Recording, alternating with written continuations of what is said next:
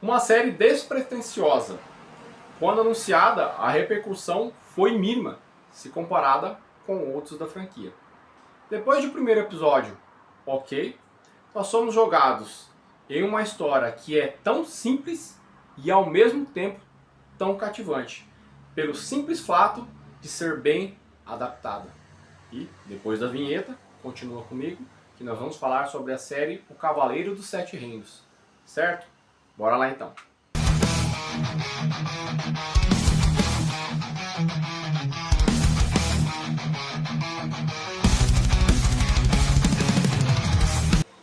Olá, sejam todos bem-vindos ao canal Geek Maromba. Eu sou Indy Maromba e desde já agradeço por você estar mais uma vez aqui assistindo a um vídeo meu. Se você não é inscrito, se inscreva no canal, ative o sino das notificações e deixe seu like. É sempre importante para estar fortalecendo e deixando esse vídeo mais relevante no YouTube e assim ele chega a outras pessoas. Certo? Bom, vídeo de hoje para a gente falar dessa incrível série, O Cavaleiro dos Sete Reinos. E galera, aqui eu pelo menos posso falar por mim, fui pego de surpresa. Que série fantástica, incrível e muito, mas muito bem feita. Para quem não conhece, Cavaleiro dos Sete Reinos é baseado nos contos lá, né, do mundo Gelo e Fogo, que ficam lá que o J.R. Martin, depois que termina Game of Thrones, ele fez vários spin-offs, né?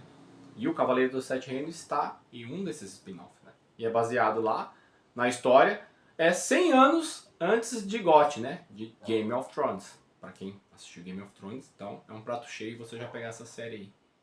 E galera, é surpresa mesmo assim, sabe? Porque na questão de, vamos falar lá de orçamento, os caras não tinham a abertura tradicional, não tinham os dragões, não tinha um orçamento milionário e a audiência explodiu, batendo até recorde de episódios de Game of Thrones. Por quê? Porque os caras souberam colocar aqui, adicionar qualidade e fidelidade ao roteiro da adaptação literária, do livro, né? Não ficaram tentando enfiar uma coisa ali, outra ali, assim como House of the Dragon. House of the Dragon, primeira temporada, ok, foi até legal, mudaram algumas coisinhas, mas beleza, passou.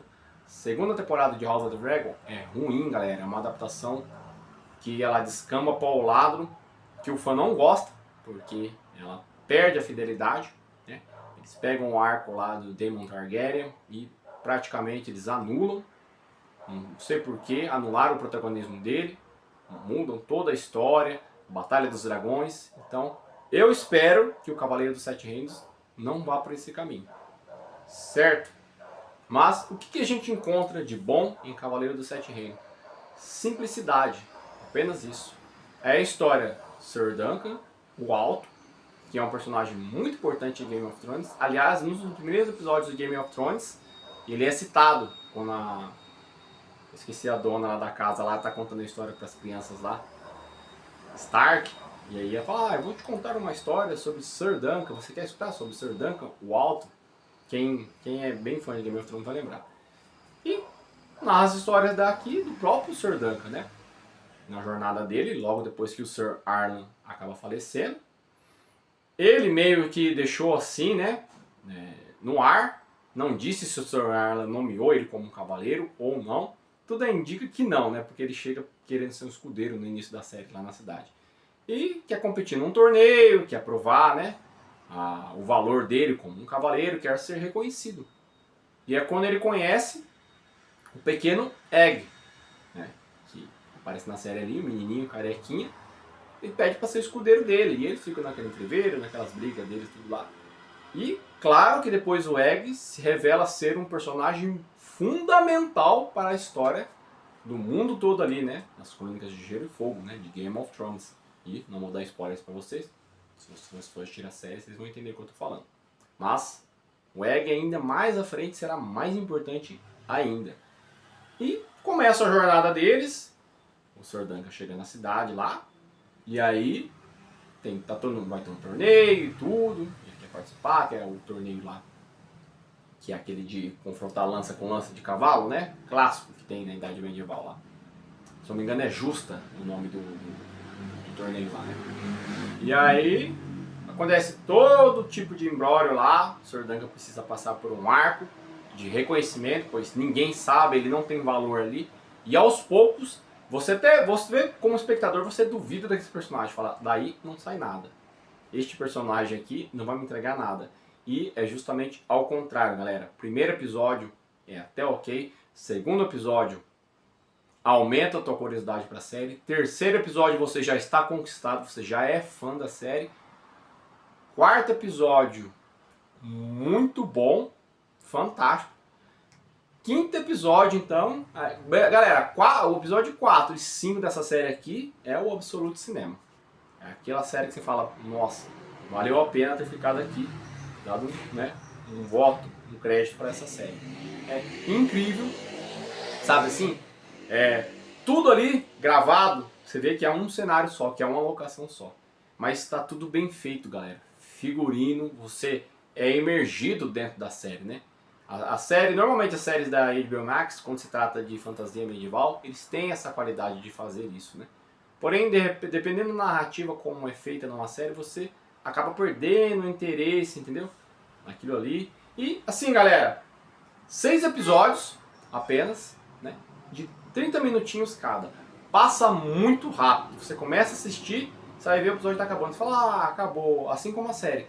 Começou o primeiro episódio, segundo, terceiro, quarto, quinto. Sexto, a série tá acabando. Você fala, não, eu queria mais. Mas já tá confirmado uma segunda temporada. E aí, vão mudar até o título da série. Mas, pra mim, uma série que superou as expectativas, como eu falei pra vocês. Não tem os dragões, né? Porque senão nós estamos na era lá, são 100 anos antes de Game of Thrones e algum tempo depois de House of the Dragon. Então, os dragões ali, praticamente aquela era, ela acabou. E a gente vai ver em House of the Dragon por que acabou a era dos dragões, né? Então não tem aquele glamour, não tem aquele show de efeitos especiais. É tudo mais simples. É tudo sobre o Sr. Duncan em busca dos valores, né? E mostrando o que é ser um cavaleiro de verdade, né? Que é servir a quem necessita, que é você pregar a justiça, você levar a palavra de paz e você agir com força necessária quando se é preciso, quando se tem alguém necessitado. Esses valores para mim, galera, que a série trouxe para mim algo assim importantíssimo, porque são coisas que eu carrego. Os discursos do Sr. Duncan que ele faz na série coisas que eu carrego comigo. Então, pra mim, essa série funcionou demais. E não à toa, ela quebrou recordes de audiência aí, né? Foi uma surpresa para várias pessoas, muita gente elogiando a adaptação. E por falar em adaptação, né? Ninguém mais, ninguém menos que o próprio J.R.R. Martin está por trás da adaptação, né? Ele está ali no roteiro, na produção e na criação. E aí, galera, é difícil a série ficar ruim. Porque a gente lembra que em Game of Thrones, da quinta temporada em diante, ele não participou porque não tinha os livros. Então o roteiro foi os showrunners que estavam fazendo. E aí a gente fica aquela porcaria que foi entregue nos últimos episódios. E aquele final horrível. Se você gostou, parabéns. Mas a maioria das pessoas não gostou porque foi muito ruim. Fugiu da narrativa do livro. Certo? Mas, galera, eu recomendo demais essa série. Não posso ficar falando muito sobre o episódio aqui, um outro ali, porque eu provavelmente daria spoilers e aí estraga a surpresa de vocês. Mas assistam, série muito bem feita, curtinha, rapidinho você maratona ela.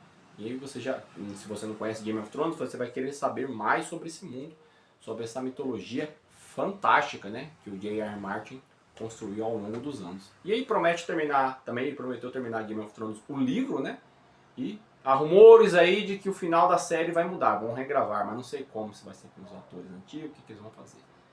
Mas é isso, galera. Eu, pra mim, nota pra série, nota 9, tranquilamente. Só não dou nota 10 porque faltaram algumas coisas ali na questão de batalha, mas eu entendo que as cenas de batalha, eles não tinham o orçamento necessário, porque, como eu disse, é uma série de baixo orçamento.